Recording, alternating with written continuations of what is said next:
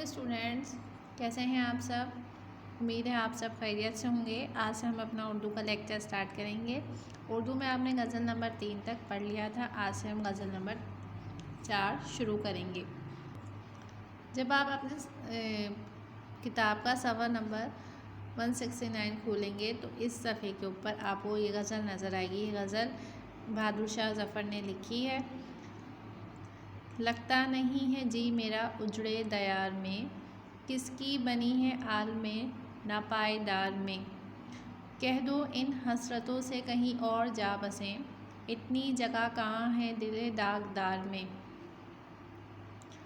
कांटों को मत निकाल चमन से ओ बागबां, ये भी गुलों के साथ पले है बहार में।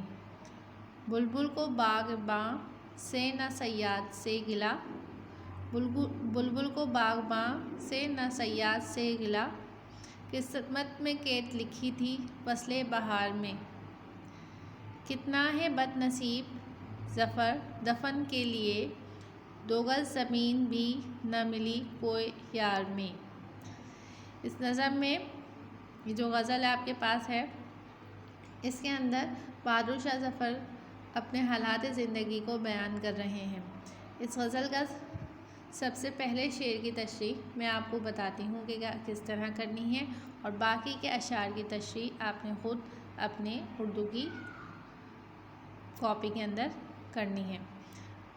फ़रहंग भी मैं आपकी इसकी समझा देती हूँ। जैसे उजड़े दयार में, दयार के मीनिंग क्या होते हैं आपके पास, शहर या बस्ती।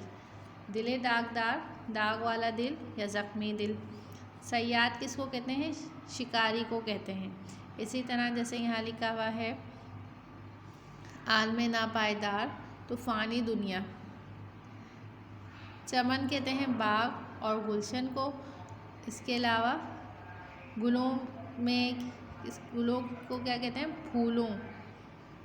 यहाँ पे लिखा है हमारे पास गिला यानी कि शिकवा शिकायत। हुए यार, दोस्त की गली भी कह सकते हैं आप। यहाँ मुराद वतन से है, यानी कि वतन के, अपने वतन का बता रहे हैं हमें बहादुर शाह ज़फ़र।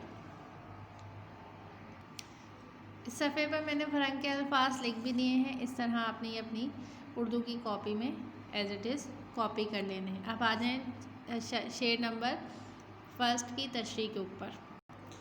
इस गज़ल के पहले शेर की तशरीह मैं आपको बताती हूँ कि किस तरह करनी है, बाकी के अशार आप खुद करेंगे। पहला शेर है, लगता नहीं है जी मेरा उजड़े दयार में, किसकी बनी है आल में ना पायदार में। इसका सबसे पहले आपने हवाला शेर लिखना है कि मंदरजा वाला शेर निसाबी किताब में शामिल बहादुर शाह ज़फ़र की गज़ल से लिया गया है। इसमें आपने शायर का नाम भी लिख दिया और गज़ल का हवाला भी दे दिया कि ये शेर गज़ल से लिया गया है। उसके बाद आप तशरीह लिखेंगे। तशरीह में आप लिखेंगे क्योंकि सिराजुद्दीन बहादुर शाह ज़फ़र बर्र सग़ीर पाक व हिंद के आखिरी मुग़ल बादशाह थे। 1837 में 63 साल की उम्र में तख्त पर बैठे और 20 साल हुकूमत करने के बाद 1857 की जंग आज़ादी के नतीजे में गिरफ़्तार हुए और अपनी राजधानी रंगून में कैद कर दिए गए। ये मैं आपको उनका इंट्रोडक्शन बता रही हूँ। सियासी इंतशार के इस माहौल में हुकूमत के ज़वाल के आसार, अगयार की साजिशों और अपनों की बेवफाई के मुजाहरे देखने के बाद उनका इस दुनिया से दिल ही उड़ गया। इसी बात को वो इस शेर में बता रहे हैं कि उनका अब दिल नहीं लगता कि उन्होंने अपनों की बेवफाई साजिशों को देखा है, इस वजह से उनका इस दुनिया से दिल उड़ गया है। अंग्रेज़ों ने बहादुर शाह ज़फ़र को फिर उसके बाद जिला वतन कर दिया था। आखिरी उम्र में उन्होंने बेवतनी की कैफियत में ज़िंदगी गुजारी, और यही कैफियत वही शख्स समझ सकता है जिसने अमली तौर पर इसको महसूस किया हो। इसी एहसास को इस शेर का में रंग दिया है बहादुर शाह ज़फ़र ने, और कह रहे हैं कि अब उनका इस जहार में दिल नहीं लगता और उनका यहाँ जीने को दिल भी नहीं चाहता। ये दुनिया एक फ़ानी जगह है और इस दुनिया को एक दिन फ़ना हो जाना है। आज के खेल तमाशे, आज की खुशियाँ हो सकता है कल ना हो। इस फ़ानी दुनिया से किसी की नहीं बनी, हर एक शख्स आता है और एक मुद्दत के बाद वापस चला जाता है। कुछ भी दायमी नहीं होता, वक्त मनाजिर बदलता रहता है। इस शेर में बहादुर शाह जफ़र असल में ये बता रहे हैं कि जब उनके साथ ये तमाम हालात हुए, उन्होंने अपनों की बेवफाई देखी तो उनका उस दुनिया में अब दिल नहीं लगता। उन्हें ये पता चल गया कि दुनिया फ़ानी है, इसमें नहीं रहना। तो आप तशरीह में ये जो पूरी मैंने आपको तशरीह बताई है, इसमें से जो बातें इस शेर से रिलेटेड हैं वो तमाम की तमाम इस तशरीह में लिख लेंगे। जैसे कि अब शेर नंबर 2 है, कह दो इन हसरतों से कहीं और जा बसें, इतनी जगह कहाँ है दिल दागदार में। हवाला शायर और हवाला शेर तो आप वही लिखेंगे जो अभी मैंने आपको बताया है कि ये शेर निसाबी किताब में शामिल बहादुर शाह जफ़र की गज़ल से लिया गया है।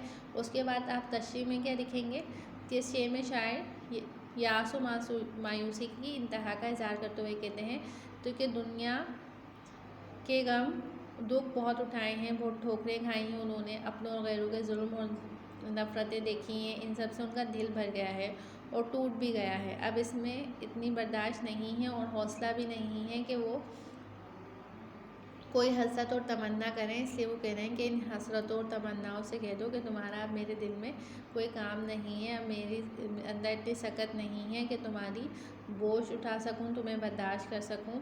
दिल मेरा ज़ख्मी हो गया है और अब कोई तमन्ना टूट गई तो मैं उसको बर्दाश्त नहीं कर सकूँगा। उम्मीद है आपको इन दोनों अशार की तशरीह समझ में आई होगी। आपको अपने होमवर्क में बाकी के 3 अशार की तशरीह करनी है। मैं अपना लेक्चर अपनी अगली वीडियो में कंटिन्यू करूँगी। तब तक के लिए अल्लाह हाफ़िज़।